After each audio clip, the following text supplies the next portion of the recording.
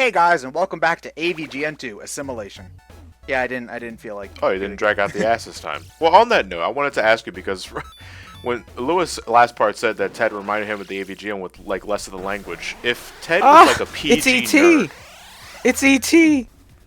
if Ted was like if Ted was like a PG nerd, and you couldn't call the game ASSimilation, like what would you call it? Probably just ASSimilation. Butt mongrel. Well, the thing about the word assimilation is it's actually spelled that way. So, so you can say it either way. Yeah, nothing's getting assimilated though. That subtitle was picked just so that it could be ASSimilation. So. Yeah. Yeah. Anyway, this is Area 52. I still need to watch the Nerd movie because I have not gone around to it yet, and I really want to get to it. Well, the joke of this stage is that it's nothing like the movie. Yes. Like, I know No, that there because- are some movie references, like the No. E.T. puppet. The ET monster is not based on the Steven Spielberg ET. It's based on the ET that was in the AVGN movie, Yeah. which was based on the Atari sprite. How meta.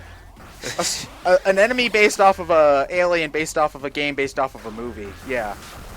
This is getting pretty weird. And I'm guessing that Yep. those robots are based off of.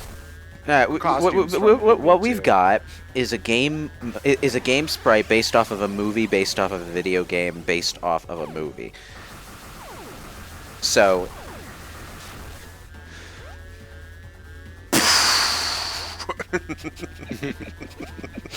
I would say that out of all the standard worlds, this is easily the hardest one. Out of it looks like it. and this is not just this level. The third level in particular is pretty unforgiving. So Yeah. Appropriately called why. The thing that the nerd did with the ET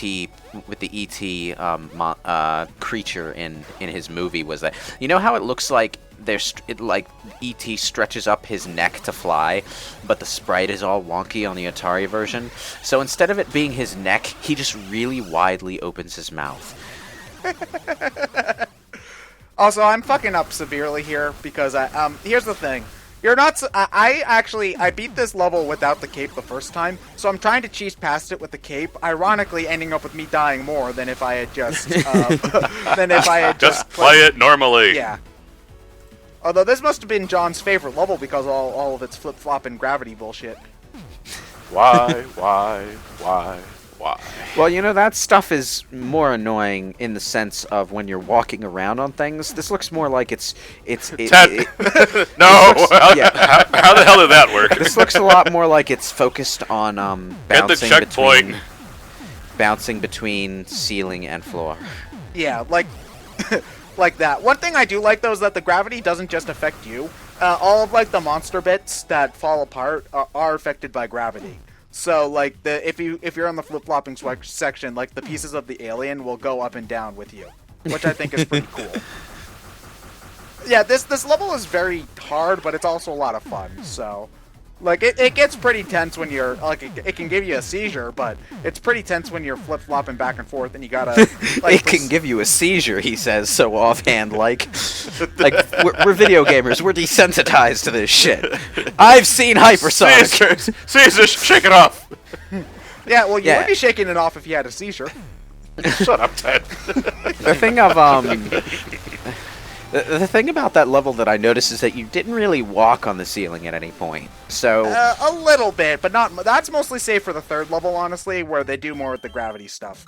oh, I see. Okay. I like Yeah. this level a lot because it's it reminds me of an elevator section in a beat 'em up. Only you're sliding down the shafts.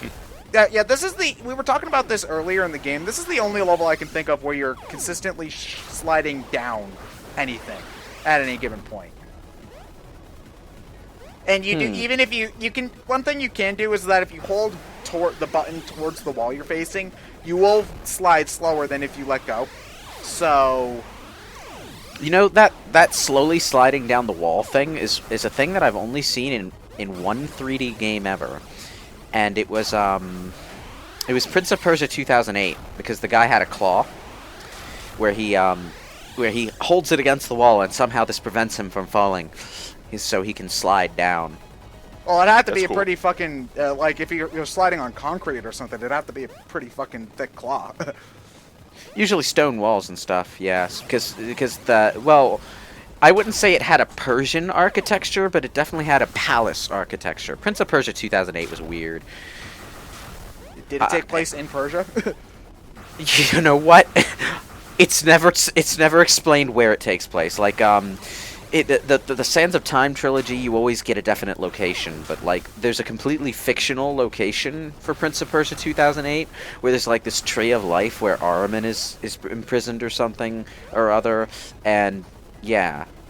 Well, the It's thing like- of like Prince of Persia is not so much indicative to where the game takes place; it's where the setting, the origin of the character. So. Yeah, but then the prince in Prince of Persia 2008 isn't even a prince, or at least it's never He's not explained even why. Persian. Like he doesn't call himself the prince either. I don't think he's just considered the prince for gameplay purposes. The Fresh Prince of Persia. The fresh. You know what? That fits perfectly. The Fresh Prince of Persia, because he's a smart ass. Is he played by a white guy? Yeah, he is. Well, they probably only really thought about it for the first game because like that was like the 2D platformer that, unlike Mario, actually followed real life logic to its platforming. Yeah, but you know the thing that always bothered me about people's reaction to the Prince of 2008 was they talked about how he Well, didn't have the Prince like of 2008. I didn't know we were electing a prince. I thought we elected Obama. no, the Prince of Persia 2008. Okay. But you know the thing that always bothered me about the way people reacted to them is they criticized his voice for being too American, and I'm like, okay, so the British voice for the Prince of Persia was any better?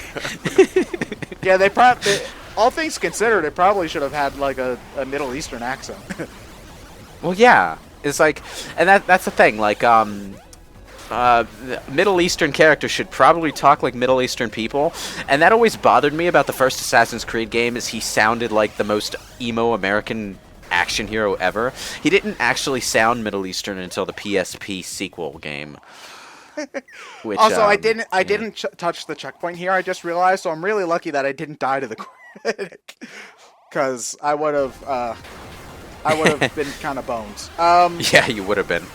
I know that the critic makes a cameo in the AVGN movie. What does he do, or is he just like? Oh, in the he background? there's a sequence where all of the ET cartridges in the world are being sucked away from their owners for reasons, and he's putting one in his system, and it flies out, and I forget what the nerd does. It's basically just a moment that they use as an excuse to squeeze in a whole bunch of cameos, because basically everyone who owns an ET cartridge in that sequence is a cameo from somewhere, and that's where the nerd appears.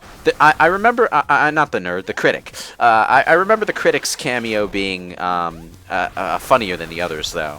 So. Yeah. Okay, so this level, has more of the walking on the ceiling, because every time you press the jump button, you flip gravity. So. Oh, great, wonderful. Actually, you know what? I'm gonna give that a pass because that's a pretty clever puzzle-solving mechanic. No, this is one of the most fun levels in the game, I think. It's one of the hardest ones, but Yeah, it's I one mean, of the like- most fun ones. The usual problem with gravity gimmicks is that they disorient your control. This is not so much disorientating. It's, you know, moving left and right and pushing the jump button to, you know, maneuver around. I think it's also because the amount of instant death lasers and death blocks, the game forces you to stop and pause to recollect yourself. So there's that it's not, too, yeah. It's not overly like frantic. Sonic the Hedgehog in the Death Well- Egg or anything. One thing I will say though is that when you get to the point where like you're familiar enough with the level to not necessarily speed run it, but when you know what you're doing, going back and forth really quickly and like kind of weaving between the death blocks and death lasers is really cool. I think from a gameplay point. It's really zippy and zaggy and ziggy and stuff. Ziggy Stardust. Zoop zop zoopity boppy. And you know, I can see you got enough of a handle of it because sometimes you don't even stop running when you switch gravity. Well, I slowed down, but you slow down a little bit, but you hit the button right away. You switch gravity so that you don't hit the death block, and you've got like a 1 block space when you do that. So yeah, that's good timing. I had gotten pretty familiar with the level design by this point because I I'd beaten the game once normally. I beat it again a second time just so that to do a more efficient route. And then after my playthrough of that second playthrough, I perfected all the levels. So this, I think, is my third complete playthrough of the game. So at this point, I am pretty familiar with the level design. So that allows me to do, like, I don't expect anybody to be able to do that on their first try. And this is by far the most hidden upgrade in the game. Because at first I didn't even think that would be an upgrade for the Zapper. Because if you're playing the game and you press the pause button, it shows you all the upgrades. Yeah. Like, there will be question marks if you don't have them all. It just says that you have the Zapper, so you don't immediately think that you could upgrade it to the Super Scope. At the same time, though, it's the nerd, and you know, the nerd having the Super Scope is a pretty famous image from his videos. Yeah. Like him having this Zapper too, but when he's wearing all this bullshit, he usually has the Super Scope. Is the thing. Yeah. It was Yeah, but this is one of the Oh. Yeah, I fucked up. Here's the thing. This is a portal. Portal? Yeah. Of all, Yeah. Why is this in an AVGN video? Apparently, I mean, I'm not complaining. It's interesting, but doesn't seem all that topical. where I remember there's a line where he says, like, going through portals was my favorite part of the movie. I don't know if he was being sarcastic. No, the entire joke of this world is that it's nothing like the movie. Okay, so. Oh, so that line was supposed to be sarcastic then. Oh, okay. Yeah. Maybe I should have watched it. Okay, so they are actually in the first level though. I probably should have died there. Here's the thing about the Super Scope though. This is the only upgrade in the game that isn't in the first level of its world, so it's a lot easier to miss. I went through the first level of Area 52 forwards, backwards, and sideways trying to find its upgrade, and I couldn't. And then this is the only one I had to look up online because it wasn't. Well, you know, it's really weird that you say that because I think the location is obvious, but getting to it I didn't know how to because you need the swearing scout. I didn't. You know what? I didn't think Because when I finished the vertical shaft, I noticed the corridor of death blocks to the left, and I was like, "Why is that Something's like over there. that? And how do I get past it?" Because even if I, for some reason, able to mash the jump button to constantly switch gravity, I don't think I can make it without some sort of upgrade. And sure enough, I looked it up myself, and it's like there is something behind there, but I don't have this swearing scout. Yeah, okay. It must just have been something I missed because on my first playthrough, I went looking for power-ups after a lot of power-ups after the fact, and I had gotten used to them being in the first level. All right. I know Yeah, that he's from the movie. Yeah, he is from the movie. He's hilarious too. I love his sprite of his angry face. He gets his arm blown off and then claims it's a flesh wound. Yeah, no, his fucking arm. Now, here's the thing. The dick missiles, you actually want to aim them into him because your gun does shit damage on him. He got his arm blown off, and he's still fighting. His other fucking arm, Arg, too. my other fucking arm. That happens in the movie, I think. Yeah, so...